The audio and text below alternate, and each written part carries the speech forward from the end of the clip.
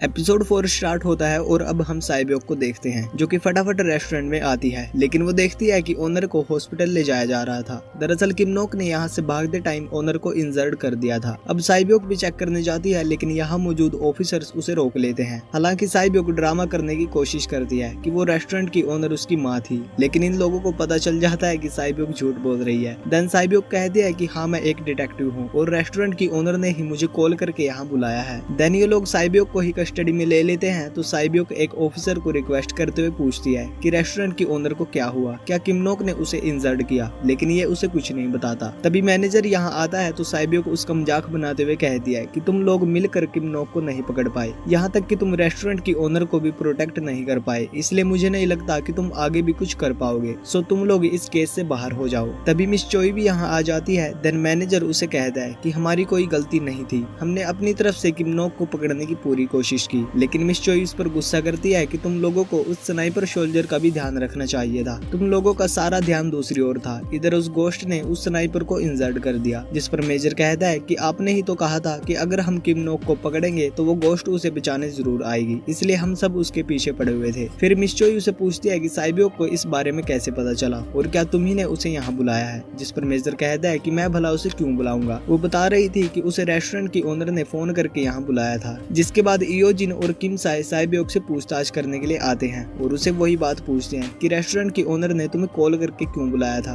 और तुमने अपना नंबर उसे कब दिया था, और क्या तुम पहले भी इस केस में इन्वॉल्व हो चुकी हो जबकि तुम्हें इस केस से दूर रहने के लिए कहा गया था। जिस पर साइबोक कहती है कि उसने मुझे कॉल करके इसीलिए बुलाया क्योंकि उसने अपने अपार्टमेंट में किम नोक को देखा था, लेकिन जब मैं वहाँ पहुंची तो तुम्हारे इन्वेस्टिगेशन ऑफिसर्स ऑलरेडी वहाँ मौजूद थे और वो लोग रेस्टोरेंट की ओनर को एम्बुलेंस से हॉस्पिटल भेज रहे थे। साथ ही साथ साइबोक इन्हें ब्लेम भी करती है कि इतने सारे ऑफिसर्स होने के बावजूद भी वो ओनर किम नोक के हाथों इंजर्ड हो गई, जबकि तुम लोगों ने कहा था कि तुम किम नोक को हर हालत में पकड़ लोगे। लेकिन मुझे तो लगता है कि तुम्हारे वे ऑफिसर्स किम नोक को नहीं बल्कि उस गोश्त को पकड़ने के लिए वहां गए थे, लेकिन इस सब के चक्कर में बेचारी वो ओनर शिकार बन गई। तभी छाईजोंग यहाँ आती है और इयोजिन को बाहर जाने के लिए कहती है और फिर मिस चोई और इयोजिन की बातों से हमें पता चलता है कि साइबोक इयोजिन की एक्स वाइफ थी। देन मिस चोई उसे पूछती है कि जब तुम किम साई के साथ साइबोक से एविडेंस लेने के लिए गए थे उस टाइम तुमने मुझे क्यों नहीं बताया कि साइबोक तुम्हारी एक्स वाइफ है और तुम्हें नहीं लगता कि वो इस केस में कुछ ज्यादा ही इंटरफेयर कर रही है। जिस पर इयोजिन कहता है कि वो मेरा पर्सनल मैटर था, इसलिए मैंने आपको नहीं बताया, लेकिन अब मेरा उससे कोई लेना देना नहीं है बिकॉज हम काफी टाइम पहले ही अलग हो गए थे। खैर ये लोग साइबोक को छोड़ देते हैं। देन मिस चोई इन्हें बताती है कि किम नोक रेस्टोरेंट से भागकर नॉर्थ की ओर जा रही ट्रेन में चढ़ा था, लेकिन जब तक हमारे ऑफिसर्स ट्रेन में पहुंचे तब तक किम नोक अपनी जैकेट और उस बैग को छोड़कर भाग चुका था, इसलिए तुम अब उस एरिया के सभी सीसीटीवी फुटेज को चेक करो। जिसके बाद ये लोग अपने काम में लग जाते हैं। इधर साइबोक उसी रेस्टोरेंट के बाहर पहुंचती है जहां उसे दो नेबर्स के जरिए पता चलता है कि कल वाले इंसिडेंट में सिर्फ रेस्टोरेंट की ओनर ही नहीं बल्कि एक और आदमी इंजर्ड हुआ था, लेकिन इन्हें ये नहीं पता था कि वो आदमी कौन है। दरअसल ये लोग उस स्नाइपर सोल्जर के बारे में ही बात कर रहे होते हैं। वहीं दूसरी ओर किम साई उस रेस्टोरेंट के बाहर मौजूद सीसीटीवी कैमराज की फुटेज चेक करता है तो उसे उस एम्बुलेंस का नंबर पता चल जाता है जो कि रेस्टोरेंट ओनर को लेके गई थी। जिसके बाद हम किम नोक को देखते हैं जो कि गोश्त के एब्सेंस में काफी फ्रस्ट्रेट हो रहा होता है, साथ ही साथ उसे काफी भूख भी लग रही थी। तभी वो अपना फोन निकालता है और यहाँ नेटवर्क फाइंड करने लगता है और जैसे ही उसके फोन में नेटवर्क आते हैं तो वो ब्राउजर ओपन करके खाने की फोटोज देखकर अपना पेट भरता है, लेकिन बेचारे की किस्मत ही खराब थी, बीच में ही उसके फोन की बैटरी लो हो जाती है। अब ये देखकर वो और भी ज्यादा फ्रस्ट्रेट हो जाता है, लेकिन तभी उसे यहाँ एक ब्लेड मिल जाता है।